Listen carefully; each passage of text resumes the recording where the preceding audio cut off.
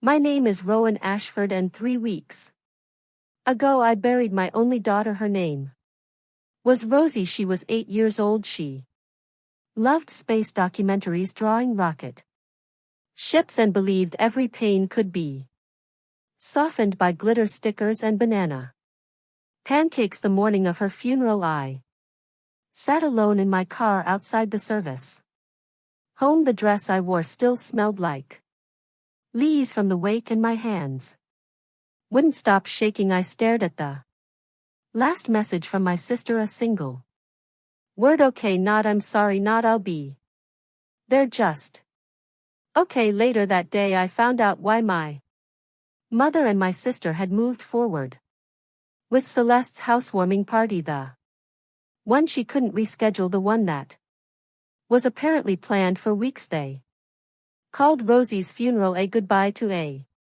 child who suffered through 12 months of agony, a minor event that was the moment something inside me cracked, not in the way things break and collapse, but in the way things break and sharpen. I didn't scream, I didn't beg, I dialed my lawyer.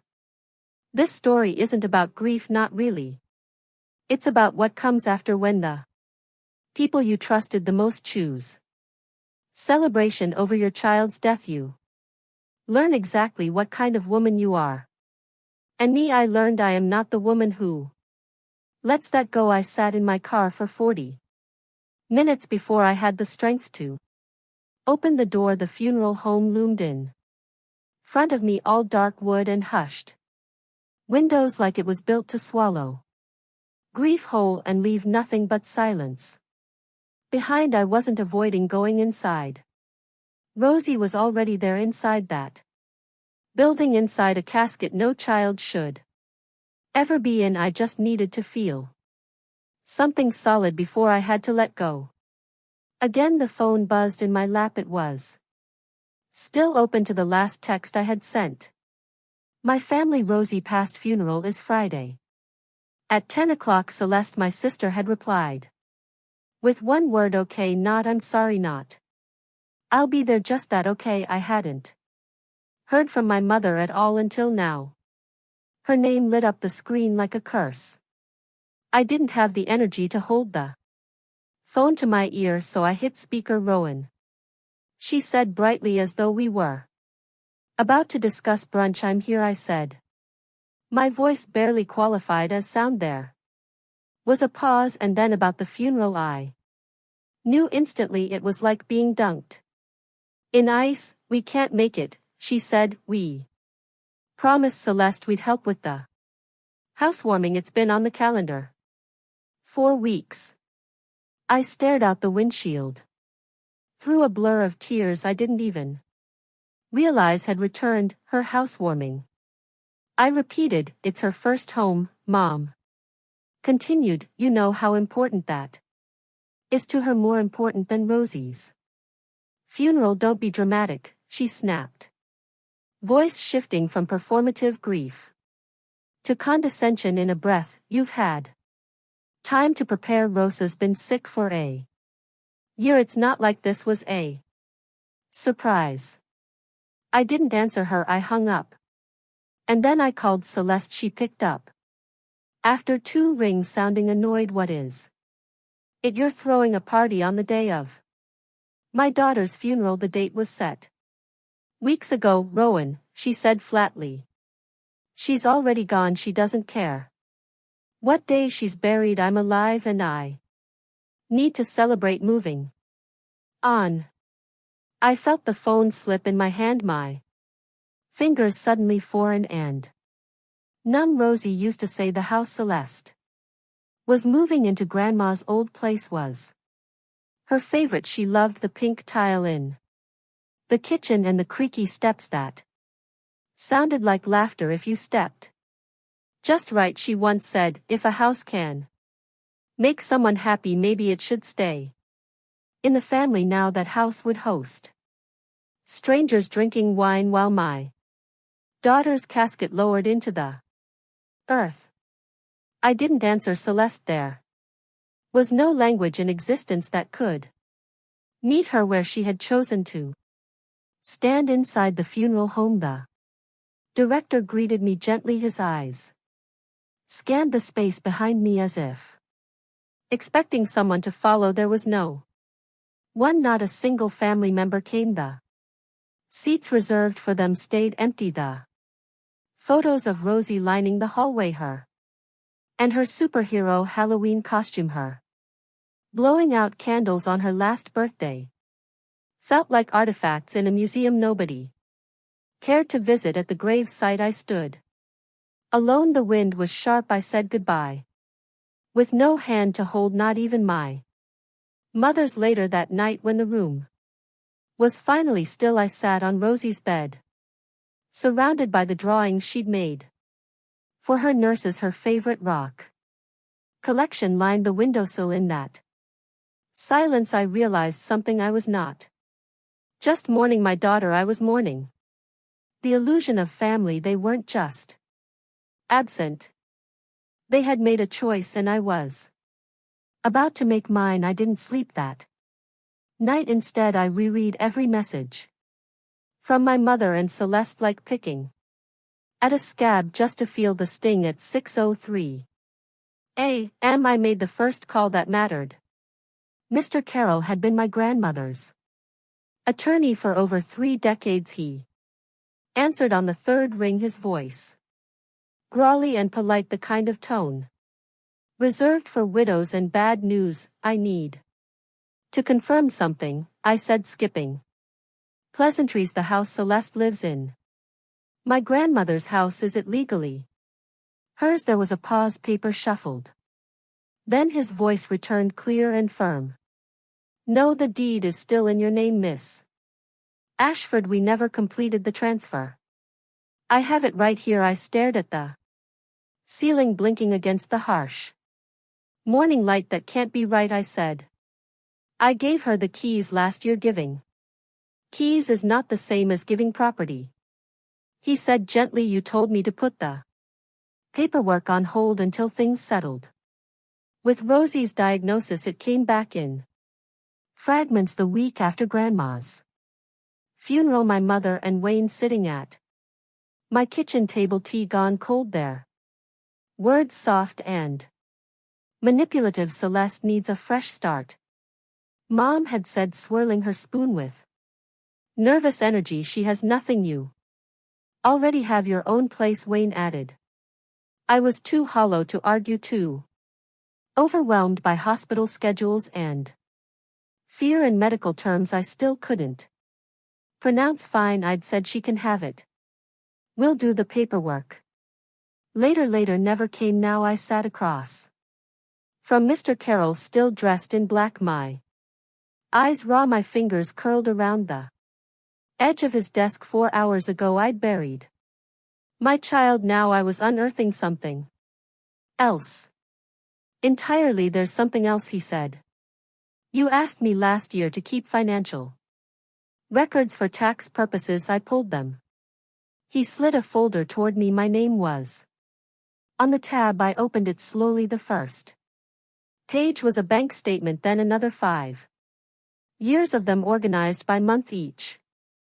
One showed a consistent $2,000 transfer from my account to my mother's, even during the months Rosie was in treatment.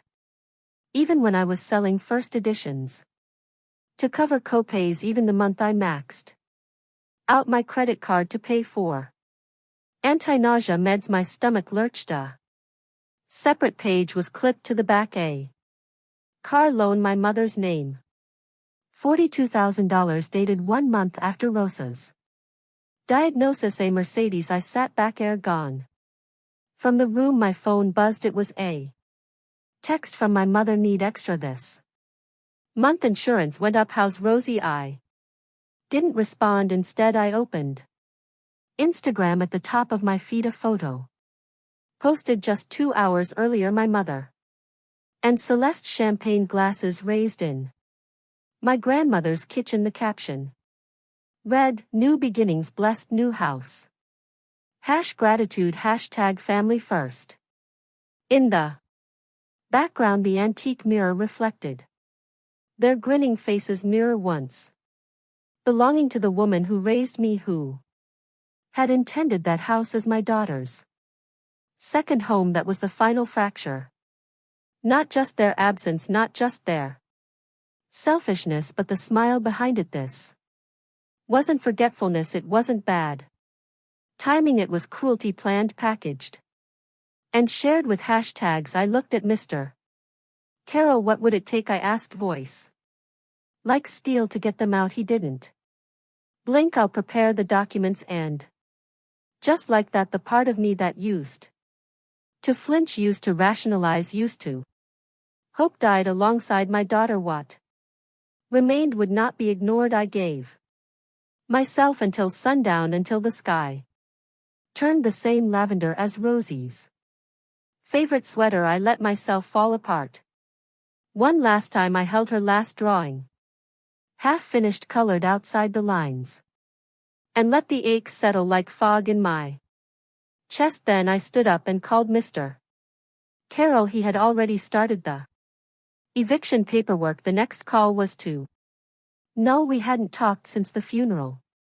He showed up that night with flash drives, printouts, and the guilt of a father who couldn't save his daughter, but might help her mother reclaim something. We worked at the kitchen table, now covered in evidence, screenshots of texts, photos of hospital birthdays, the message where I told my family Rosie had passed. Every message was marked as read.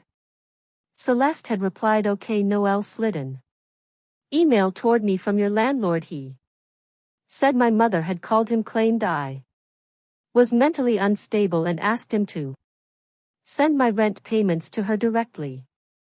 He'd refused, thankfully, but now I had it in writing. They're not just heartless, I said, they're calculated. The next afternoon I met two officers at my grandmother's house. I handed them the deed. "Miss Ashford," Officer Brennan said, "you're the legal owner." "Yes, always have been." Celeste opened the door in yoga pants, holding a smoothie. Her face fell when she saw me. "This is my house," she snapped. "No," I said, "you just acted like it was." The officers explained the 48-hour notice. Celeste raged, screamed, cursed. The neighbors watched from porches. "I buried my daughter alone," I told her, "while you were drinking champagne in her memory that night. I changed the locks. By morning I had 4 security cameras mounted and cloud connected." I didn't feel victorious. I felt something sharper. Control. Celeste didn't leave quietly. 2 nights after the eviction notice was served, my security app buzzed just past midnight. The motion sensor triggered. Then the feed flickered into night vision. Her car was parked halfway up the driveway. She moved toward the back of the house, something metallic glinting in her hand. The camera caught her smashing the rear window with a swing of a bat. I didn't hesitate. I called 911. "My sister is breaking into my home. I have live footage." She was removed legally 2 days ago. By the time I heard the sirens, I was already outside, standing on the sidewalk holding my phone, watching the police cruiser pulled up. Officer Brennan stepped out. His face registered recognition, then something darker. "Confirmation she's inside?" he asked. I nodded. "Back window, you'll see." The officers approached the house. Celeste burst through the front door, still gripping the bat. Her hair was a mess, her face streaked with fury. "You called the cops on your own sister." Officer Brennan moved in front of her. "Ma'am, drop the weapon." She let it fall, sneering, "This is ridiculous. This is my house." "No," I said, "it isn't, and the cameras prove it." Her eyes darted toward the blinking red lens mounted under the eaves. "I want to press charges," I told the officers. "Breaking and entering, vandalism. She'll need to fill out a statement," Brennan said as his partner read Celeste her rights. "My sister Thrashed once but they didn't flinch. The neighbors watched silently from doorways and porches. No one spoke. The next morning my mother showed up on my porch, red-rimmed eyes, a purse clutched to her chest like armor. I didn't invite her in. Rowan, this has gone too far. We're family. No, I said, you made a choice. You abandoned Rosie. She wouldn't want this division. Don't speak her name, I said, ice running through each word. Her grief mask slipped, her voice turned hard. You've always been difficult, so sensitive. Megan could lose her job over this. She should have thought of that before she shattered a window. That afternoon a heavily edited video appeared on Facebook. Celeste stitching together pieces of security footage to make herself look like the victim, but the truth had its own voice. Rosa's teacher commented first. I was at the funeral. I saw the front row empty. Her hospice nurse chimed in. I sat with Rowan during Rosie's final hours alone. Photos surfaced of the funeral, dozens of attendees, a row of empty family seats in the front, and then the county health department made a statement. Miss Ashford has been placed on leave pending investigation. My phone rang again. My mother, the church is asking questions, she said, nearly panicked. Your father's sister saw the video. This could destroy our name. It's not about your reputation, I said. It's about what you did. She tried to blame me, called me cruel, said I'd regret cutting them off, but for once I didn't flinch. My lawyer confirmed cease and desist letters have been delivered. They're legally barred from posting about you. Good, I replied. File the restraining orders next, and the house I'm donating it, I said, to the Children's Cancer Foundation. A beat of silence, then understood. That night I walked through my grandmother's now empty living room. For the first time it felt like mine. I reached behind a row of books and pulled out a folded piece of paper. Rosie's drawing a stick figure with messy curls and a red cape. My mommy is a superhero, it read in her handwriting. This time the tears came not from grief but from something cleaner, something like freedom. The day after I donated the house, I received a flurry of messages. Some were from distant relatives, those who had once reposted Celeste's video without question. Now they offered hesitant apologies, awkward explanations. Others didn't bother with excuses. They just said, I'm sorry, and left it at that. I responded to none of them. Noel stopped by later that evening. He didn't bring flowers or casseroles, just a manila envelope and 2 coffees. This is everything, he said, sliding the folder across my counter. Inside were screenshots, bank records, email chains, all the evidence we'd compiled. The paper trail showing how my mother and sister siphoned money from me while I was trying to save my daughter's life. Anything else? I asked. He nodded. One more thing. The foundation raised over $12,000 in Rosie's name. People are still donating. I pressed the envelope to my chest. For once it wasn't grief that choked me, it was something softer, something like pride. Later that night, as I cleaned out Rosie's art box, my phone buzzed again. Another certified letter, this one from Megan's lawyer. I opened it at the sink while the faucet ran. It was a ceasefire disguised as a threat, an offer to settle matters privately and avoid further damage to family reputation. I didn't laugh, I didn't cry. I just placed the letter in the shredder and went back to washing paintbrushes. That week I took down the last of the sympathy cards, not because I was moving on, I hate that phrase, but because I was done being frozen. Rosie's grave was still fresh, the grass not yet grown. I knelt by Her headstone brushing my fingers across. The engraved letters, I always taught you to be kind, I whispered, but I should have taught you to stand your ground too. I'm learning, I promise. When I got home, a small box waited by my front door. Inside was a single daisy and a note in crooked handwriting. I heard what your family did. You're not alone. It wasn't signed. It didn't need to be. I stood on the porch for a long time, watching the sun disappear behind the treetops. The air was cool still. I didn't need anyone to tell me I'd done the right thing. Peace doesn't always come from forgiveness.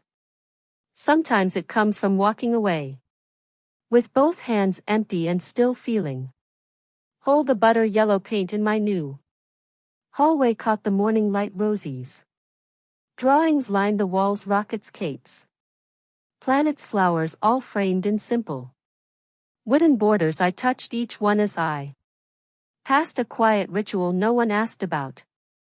I didn't mind. Grief had taught me to cherish what no one else noticed. This wasn't rebuilding, this was beginning again, with different rules, different walls, and no one left to please but myself. On Tuesday evenings I hosted a support group at the community center. 6 parents, all of us had buried a child. We didn't trade platitudes or timelines. For moving on, we talked about the guilt, the silence, the way time had bent around our pain, and somehow in that honesty we stitched ourselves back together, thread by trembling thread. No came once. He sat in the back and didn't say a word, just listened. Later he told me it was the first time he'd felt understood since the funeral. That was enough. One afternoon the hospital coordinator called. The families keep asking when you're coming back, she said. They want more art days. Would you consider expanding the program to the satellite clinics? I said yes, without hesitation, without fear. The next morning I drove to Rosie's grave. The grass had begun to grow in soft and bright. I knelt and laid a bunch of daisies beside her stone. You made me stronger than I ever thought I could be, I whispered, and I promise I'm using every ounce of it. When I got home, a small envelope waited under my door. Inside was a drawing from Lily the girl next door, a big red heart and stick figures holding hands beneath a tree. The note read, your flowers made me smile, I like your house. I taped it to the fridge. That evening I sat on the porch, tea in hand, watching the stars blink alive above me. For the first time in a year I didn't feel haunted by what I'd lost. I felt rooted by what I'd reclaimed. Peace doesn't always arrive like a sunrise. Sometimes it settles quietly, firm, unapologetic. I hadn't just survived them, I had eclipsed them. English, auto-generated.